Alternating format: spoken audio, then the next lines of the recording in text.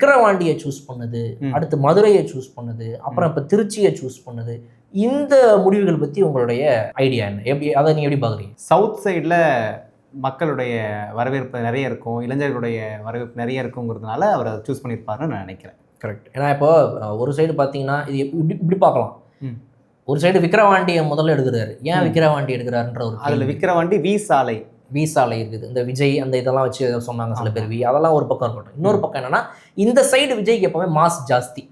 சென்னை இப்போ எப்படி வந்து திமுகவுக்கு சென்னை கோட்டையோ, நடிப்புல பாத்தீங்கன்னா விஜய்க்கு வந்து எப்பவுமே இந்த சென்னை, இந்த செங்கல்பட்டு இந்த சைடுலாம் விஜயோட இடம். அஜித்துக்கு பாத்தீங்கன்னா வந்து மதுரை வந்து அஜித்தோட இடம். ஆக்சுவலா வெறித்தனமா மதுரை எல்லாம் போனீங்கன்னா விஜய்க்கு இருக்கிறாங்க. எல்லா மாவட்டத்திலையும் விஜய்க்கு இருக்கிறாங்க, அஜித்துக்கு இருக்கிறாங்க. பட் இந்த மாவட்டம் அதிகமா விஜய்க்கு, ஒரு 2% எக்ஸ்ட்ரா அஜித்துக்குன்னு சில மாவட்டங்கள்லாம் அப்படி மாறும் தெரியுமா? அந்த மாதிரி நீங்க அந்த சைட்லாம் பாத்தீங்கன்னா அஜித்துக்கு கொஞ்சம் அதிகம். அப்புறம் திரும்ப சில மாவட்டங்கள் பார்த்தீங்கன்னா மறுபடியும் விஜய் வந்துருவார்.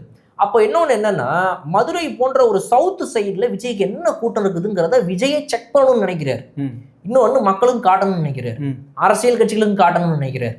விக்கிரவாண்டி இந்த சைடு, அப்பா இதெல்லாம் உன் சைடுப்பா, ரைட், ஓகே, சென்னை சிட்டியை ஒட்டி உன் அரசியல் அதான் ரைட்டு. சவுத்தில் வந்து அங்கெல்லாம் வந்து ஏடிஎம்கே, டிஎம்கே இதெல்லாம் நீ நவுத்தவே முடியாது அப்படின்ற ஒரு விஷயம் இருக்குல்ல, அதை உடைக்கணுங்கிறதுக்காக வேணும்னே மதுரையில் ஒரு மாநாடு வச்சு தன்னுடைய கெப்பாசிட்டி என்னங்கிறத தானும் உணர்ந்துக்கிறதுக்காகவும் மற்றவங்களுக்கு காட்டுறதுக்காகவும் அதை சூஸ் பண்ணுது.